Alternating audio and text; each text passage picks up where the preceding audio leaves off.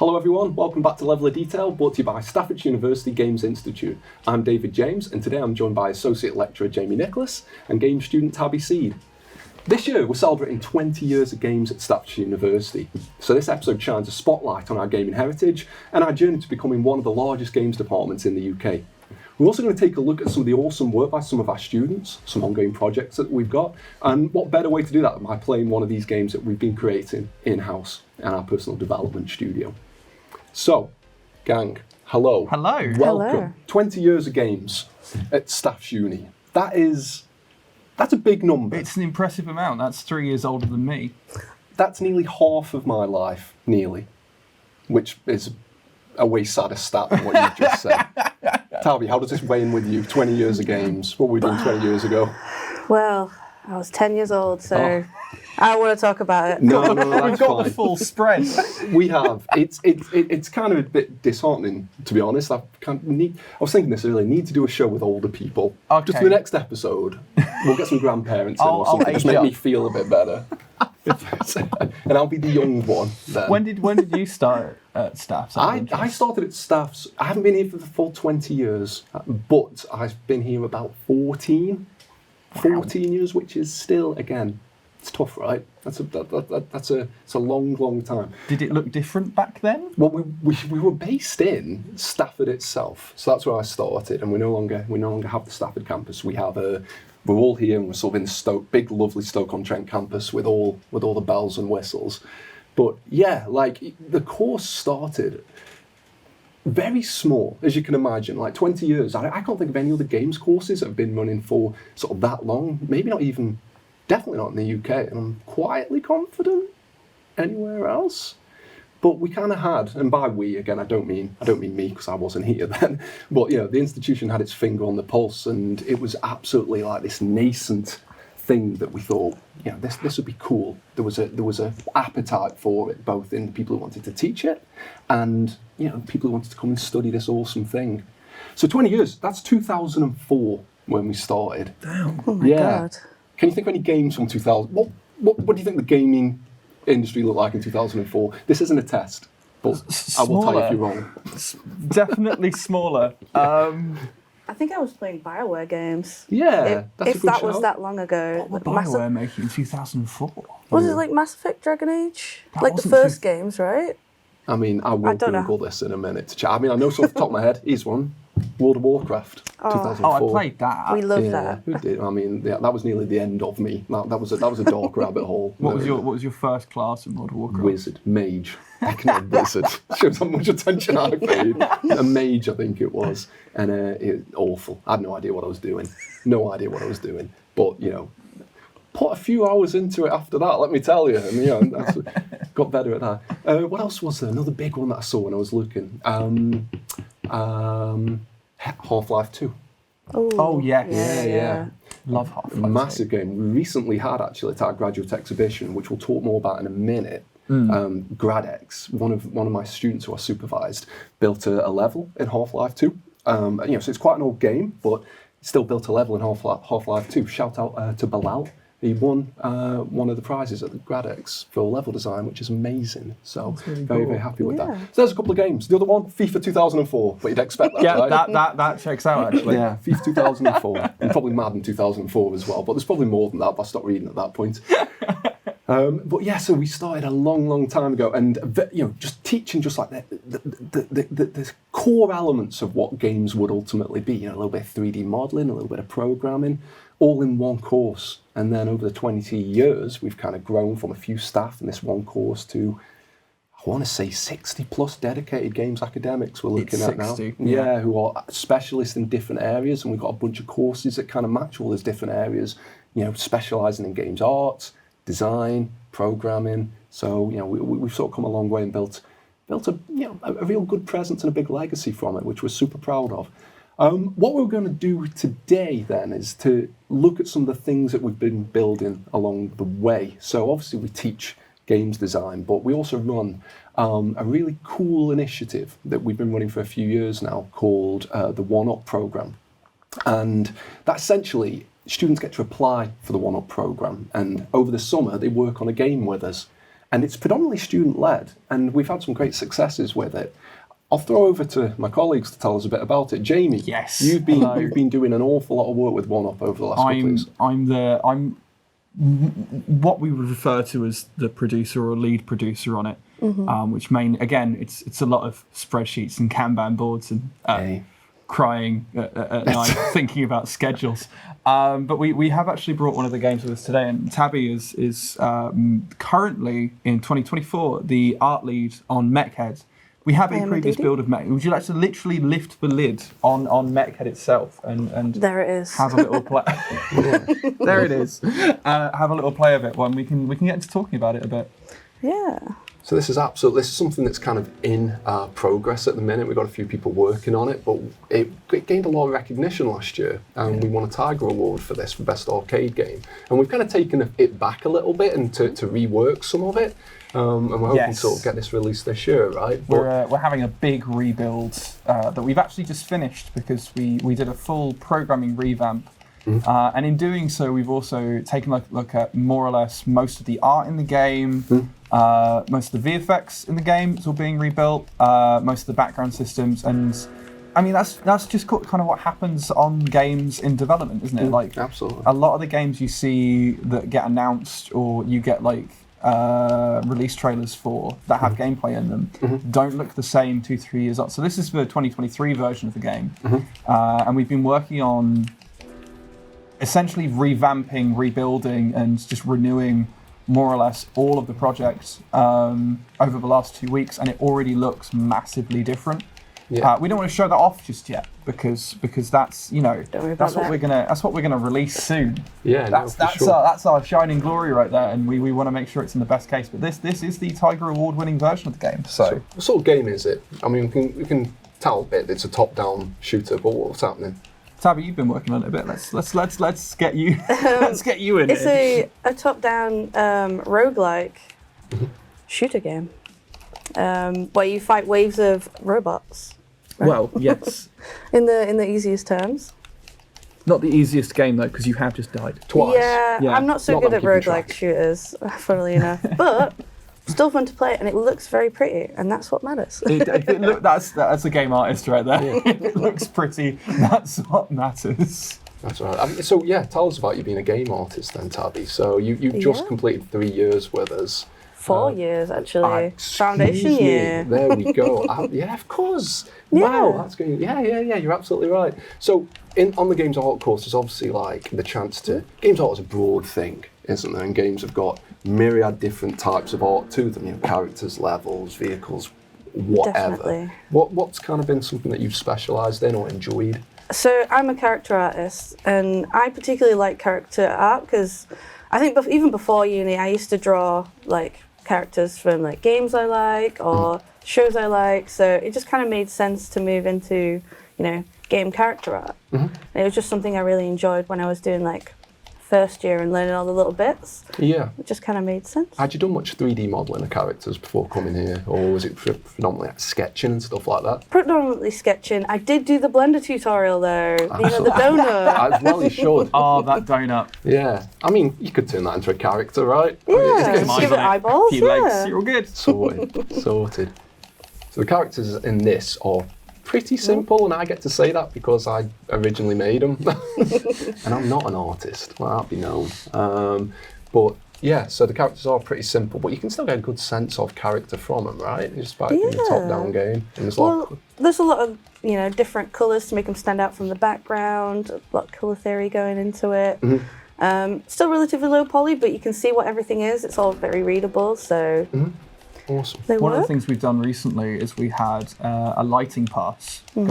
Games is a really awesome area because there's a lot of things that come into it that become part of the whole of the game. So like there's a visual effects pass that's just been done on this. So all of the explosions and bullets and all that have all been changed. There's been a lighting pass on it. Lighting artists are a very big thing currently in the games industry because we get to use lovely things like the Unreal Engine, for example. Which is what we're playing here, which calculates all of the lighting and the background shadows. And it means you get to do a lot of really cool technical background stuff with the game. Going Go again, Tabby. Yeah. Don't worry, I was just looking. So at some point Ooh. someone added lives into this. Yes, those Yeah. those lives have now been taken out as part of the ongoing development. Is we've totally changed how the game plays based on a lot of player feedback. So this is a game that we brought with us to Insomnia Gaming Festival a few months back. The last Insomnia Gaming Festival, as it was. We got in just as the doors closed on that particular event. And it got a really, really good reception. We had lots and lots of people play it. We had someone who came along and played it for about an hour and got up to wave 86 or something like that. That's in. And that's a lot of what Dedication to the cause. It's gotta be good, doesn't it? It's very good. Yeah. But a lot of the changes we've made to the game itself have been based off that feedback that we got from the Insomnia Gaming Festival, because we essentially got like free QA work from that and free feedback. I was thinking that. Yeah, I was thinking that's probably sort of illegal, but fine. People played our game and they told us what they thought. Hey, why not? That's Worried awesome. I'm going to get arrested now for the first game-based Morally crime. ambiguous, if not. Yeah, if only that was the case. But it's come a long way, right, this game. It started originally as a teaching tool, which is something I built a good few years ago now, and it looked nowhere near as sort of nice as it does now. Because again, I effectively built it myself from the ground up, and I'm not an artist. So, you know, You say that's that, the but a disclaimer I lot have of, to a lot say. of your artwork still exists in parts of the game. Well, shame on the team. It's still hidden there in the background. Yeah, no, fair enough. But it's interesting the way that it's kind of developed. So yeah, I used this as a teaching tool a long time ago, and this approach to teaching is something that we take on a few modules. Effectively, like what we do is we start with a game that's somewhat kind of empty. It's got a lot of systems in it. I'm waiting for you. No, you're doing really well actually. That's right. Sorry. I thought you were going to die. Yeah. It's got a load of systems in it, and someone can pick it up in their first year of coming to study with us and sort of play the thing, you know. But fundamentally, what is missing are core parts, and we use that to teach effectively. So, for example, like when we teach this in the first year, there's no means of the player being able to take damage. And what we sort of do is, over the course of like the introductory modules, is introduce things like, you know, numbers, how to do maths, and by the time you're done, you've built sort of like the damage system. And we build the game out over time using this kind of framework.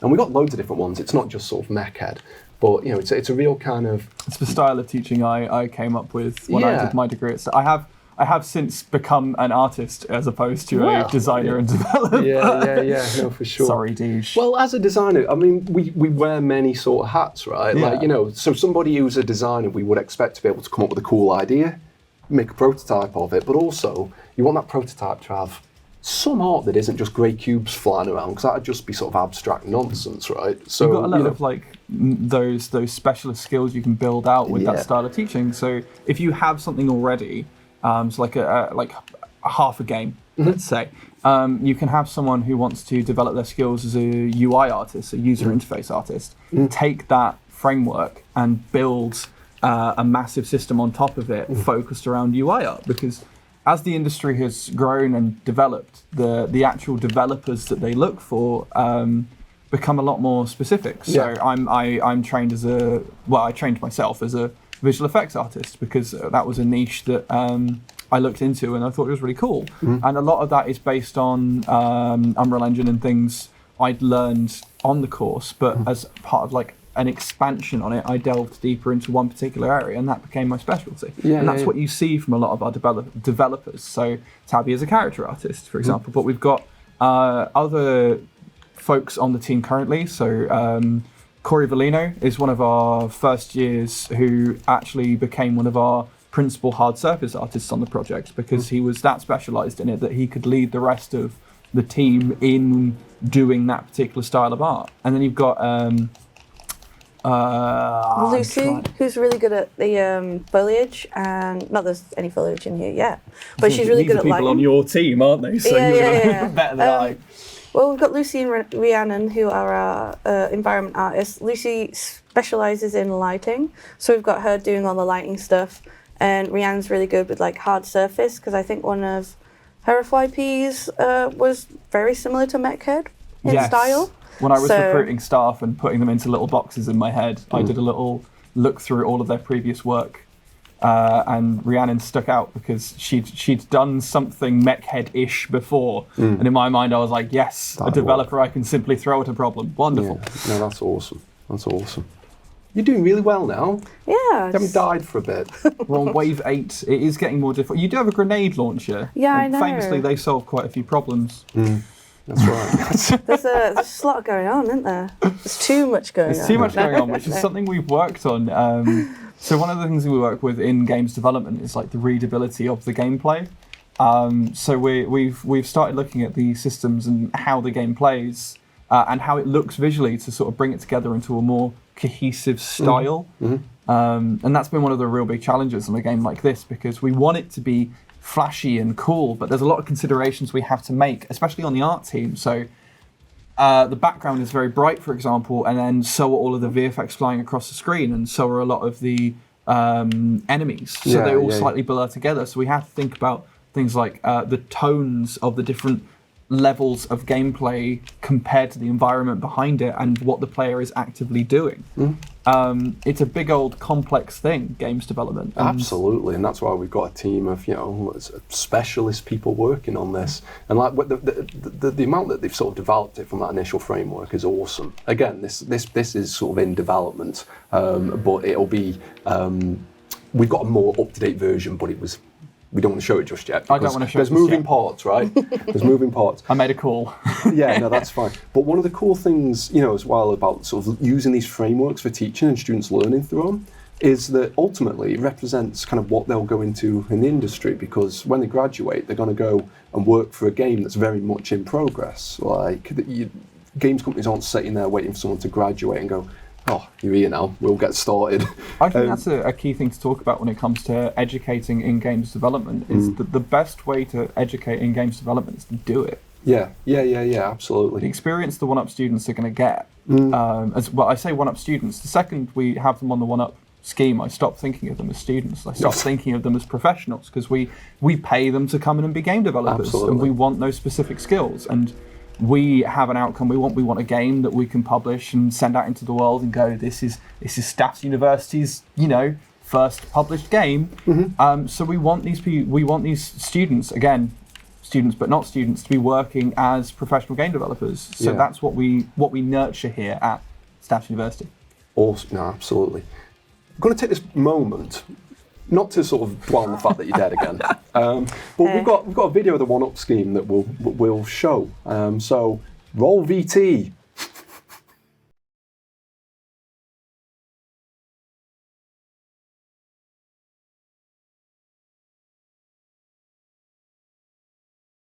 I'm Benjamin Gibbons. I'm a computer games design student here, and I'm the lead designer on MechHead.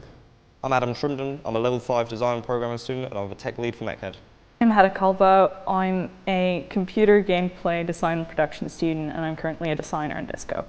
I'm Louise Ramsden. I'm a computer games programming student. I'm Billy Gray. I'm a technical artist. I'm on the games art course in level 6. MechHead is a twin-stick arcade shooter set in a post-apocalyptic land where you're controlling the mech. So Disco is a pick up and play party game for 2 to 4 people. We're designing it to be very quick and easy to kind of, for anyone to pick up really and immediately just intuitively play it. We're doing a lot of different game modes for it, focused around a disc, as the name implies. And yeah, it's just supposed to be a bit whimsical, a bit fun, a bit chaotic. It's helped me to lead design people. It's helped me my team building exercises, and it's helped me gain confidence in talking and getting my design ideas across. I'd say definitely in terms of the skills, I would probably need to get a job in the future, because given that Unreal Engine is massively Unreal Engine is a massive thing for employability at the moment, so I have been learning a lot of different aspects of it, learning how to use it in certain ways and learning the correct procedures required to get the things I need to get done. As well as that, it's helped massively with working in a group, I'd say, definitely. that I've never really had the opportunity to do before. One Up has been great so far. I've got to meet lots of talented people and diverse my skills. It's been very good. Like, I think One Up has been just an amazing opportunity in general. It's been very fun to work with everyone. Everyone's been very like enthusiastic about the game and the project. And yeah, it's just been very nice and a very like comfortable work experience as well. I have enjoyed it. It's been great. It's been a very varied experience, very nice. The chance to see different pipelines and different people from different specialisms is great, and working with them on a project that everyone's so enthusiastic for.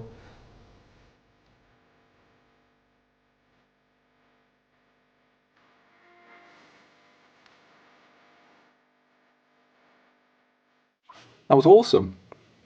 Love to see it. That's everybody Amazing. working really hard on that. And on that note, we've got the other game that folks are working on at the minute. This is way kind of early in development. So this hasn't had several years of being worked on at all. This is something that I made a prototype of 6 weeks ago, maybe 2 months max.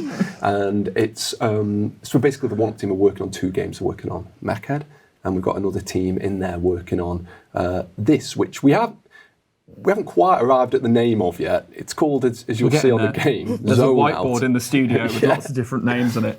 It was called Zone Out when I was sticking it together, but I think the name's changed to Disco. Yes, currently there is one on the board that says like Silly Billy Disco Dude or something like that, which I think is fantastic, but still hasn't caught on. I need executive veto on that. Just run it by me before we finish So this thing. the game that you two are now going to play, feel free to pick up the controllers. Yeah. This is Disco, which is very much in development. You can tell because we haven't got the right name on the thing yet. But this is sort of in the early prototyping stage of different game modes for... I mean, Deej, you made this game, so what was your original inspiration for this one? So I liked Rocket League. So you made Rocket League? No. So what ultimately what I wanted was something that we can play at kind of open day events or kind of sort of expos and stuff where people can just come and pick it up and just get stuck in and play it. Now, you'll have to bear with me a second because I'm trying to remember the controls for my own game because those meddling students on One Up have changed it. It's the triggers to send out your disc. Oh, This is there we the go. disc bit of Yeah. Disco. Yeah, One of yeah. you has scored a goal because there's volumes where you're aiming for and you've got reached them. It's not even started yet.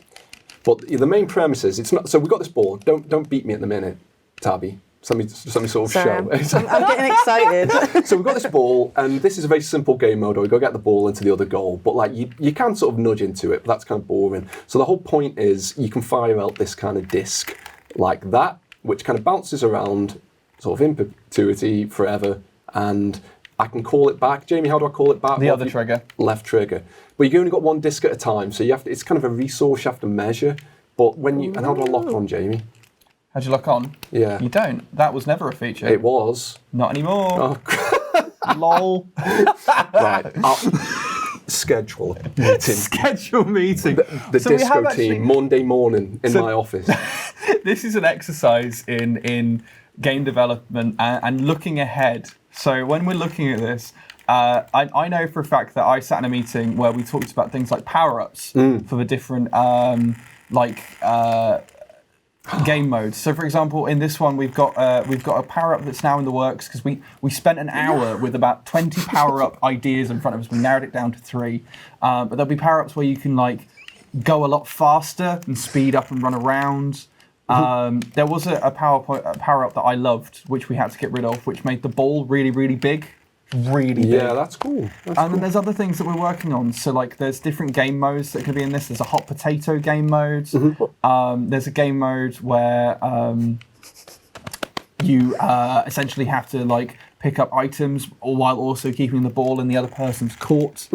And also you got to think like about all like the possible art assets we're going for this. So I was very lucky to be able to sit in on and sort of direct the meeting in which the art style was developed and designed, and we get to have a lot of really cool conversations about like Zelda and Link's Awakening and how we're going to make it look in that kind of sort of similar kind of cartoony art style. And as like a massive fan of Zelda games, that really got me excited. In addition to being the producer on this game, I'm also the visual effects artist. And one of the things I've spent the past few weeks doing is just looking at other sort of sports games similar. So Rocket League and the Mario football game where all of the characters play Mario Strikers. Mario Strikers, Yeah. and just looking at how like visual effects works in that, because like in addition to this being great for our lovely students, like we have staff who work on the projects as well. So we've got the lovely Tom Oliver and Davin Ward who've been working on the programming over on MECHED. We've got the amazing, wonderful, I'm just saying nice things about my colleagues now, Dr. Kieran Hicks, who is leading on this project. It's been wonderful working and producing with him. And it's like we've also we've developed a character for this game as well.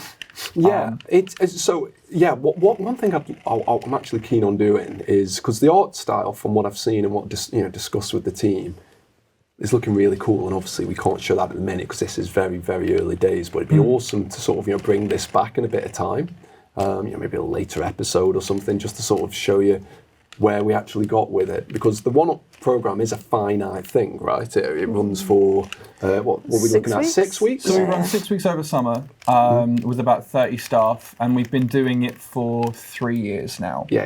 The first year we worked on something called Staffsverse, which has evolved now from a project in Unreal Engine to a project in UEFN, which is the Fortnite editor, and that is getting close to a point where it can be released to the world so that people can run around our lovely campus. But that's been 3 years in development.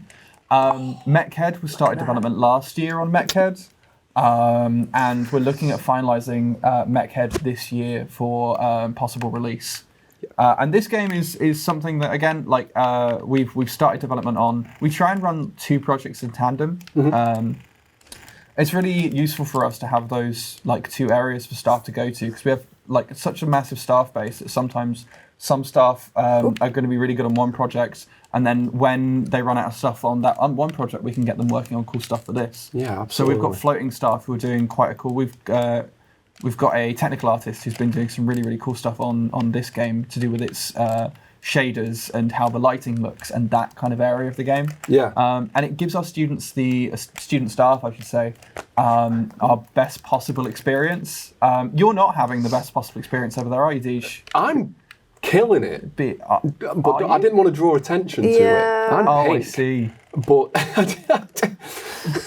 here's what we're going to do. We're going to make... So this is working really well.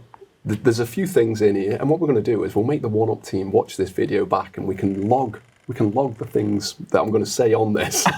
So the hitbox on the goals, dead. Look at that! It's all the way over there. Size that hitbox is Again, massive. I will say this is a prototype build. I like the way the characters kind of like just shimmy off the screen when you win. I think that's a nod to it, like when in Rocket League, when they fly off when a goal gets scored. I think we're sort of working on that, but no, it feels really good. It's cool. I'm acting surprised because this is the first time I've seen it since the very early thing I threw at the team a long time and more has happened on it. I will reassure you that more has happened on it. It's all good. The art is looking really good. I've seen the concepts and stuff. No, that's ace. Game development a lot of the time is an exercise in patience and knowing that things will eventually come together in the end. Everything's working in different corners, and I'm not telling you this, Steve. No, you know this. No, but it's a fair point. By its nature, it's absolutely iterative. You know, you get there one step at a time, and it's a lot of the time in big games development, you don't see the steps that you go through. You know, you don't see sort of how the sausage is made.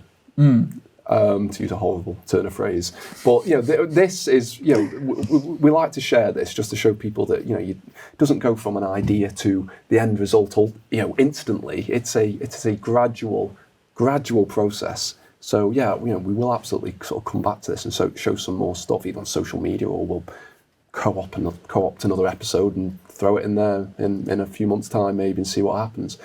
I want to talk about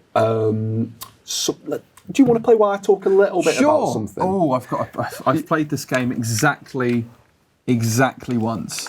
Hey, there you go. That's fine. I just want to touch on something I mentioned earlier, which was the graduate exhibition, or GradEX, as the far cooler name for it is. That's something that we run every year, and we tend to run it just before, after final year students have finished their studies, but before they graduate. There's like a period of time. And what we do at the graduate exhibition is essentially all the final year students have little booths set up with all their work on it. that their best pieces of work, normally like their final year projects or stuff, right? And they have a big sort of poster showing it off. They'll be running demos, they'll have a design document of how they made their thing. And to GradEX, we invite a bucket load of industry experts who come and see the work. And we use the term judges because they come and they basically look at everybody's work across all these sort of different areas, such as tech, design, art, etc. And basically, we have different categories where you can win. You can win GradEX for best artist, right? Did you win then? Oh yeah, 100% I won. So sorry, Tabby. This is what happens when you spend weeks looking at this project. you understand the meta of the gameplay. No, it's all good. Yes, but these judges sort of come and they pick people to win these different categories. And if someone wins GradEX, it's a big honour, right? People celebrate it, put it on their LinkedIn. It's awesome. But the main thing about GradEX, that aside, is these judges come. They will speak to everybody. They will see all the students and they offer feedback, right there and then. And we've had some awesome conversations happen as recently as this GradEX just gone. It happens every year, where essentially, the first step of sort of getting a job is offered. Arrangements for interviews are made, details are shared about, sort of further contact and how we can get in touch to book an interview. And we've even had some job offers made directly at GradEX as well. We can't undersell how big the event is as well.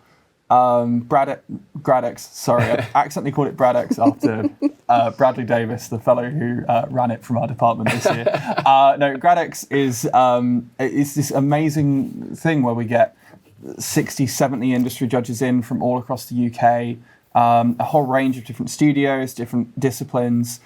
We have I think it was hundreds of student pieces for them to take a look at. And it's a great time for us as academic staff as well to look around and see what our students have achieved after 3 years of doing work with us, because we see them at the start of their journey in foundation year, in first year, where some of them have absolutely no idea what they want to do in the games industry, to 2-3 years later where they are showing off industry level work, work you would expect to see coming out of a studio.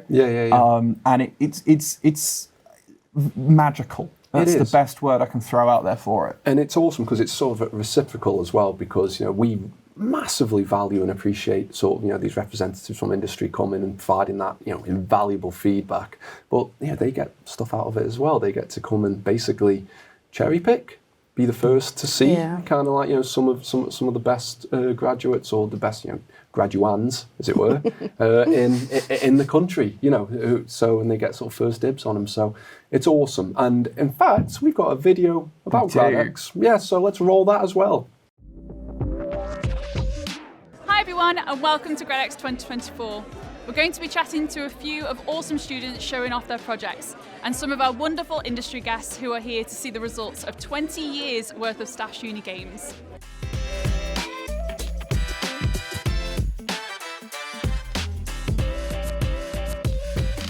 My project is inspired by Baldur's Gate.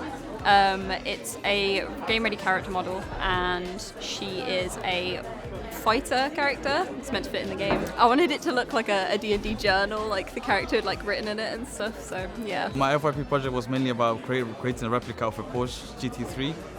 And yeah, it was fun making it. It was challenges that I basically had to overcome and stuff. And yeah, it was a major improvement from my last year's work. So the idea behind my project is that there's this beautiful shrine that sort of feeds the village and everything, and it's been cursed. So there's a whole backstory, and I've gone through different 3D models and sketches and all sorts and piled them together to create this really beautiful glowing blue/purple shrine, depending on if it's in its cursed state or not. And it's been super fun, and everything is glowing. There's beautiful glowing mushrooms, and it's just been a whole lot of fun. The project that I'm presenting today is What's Yours Is Mine, which is a stealth-based immersive sim based on industry classics like Deus Ex and the original Thief, sort of focusing on player freedom, emergent gameplay, and an immersive world for the player to sort of get lost in. And yeah, I'd say the project has been successful. I've very much enjoyed my time creating it. So at GradEX, well, I guess I just want to meet as many recruiters as possible. I'm very passionate, and I would like just to show them how much I love this industry, and I would love to maybe one day also work for them one day, who knows. yeah, and have fun.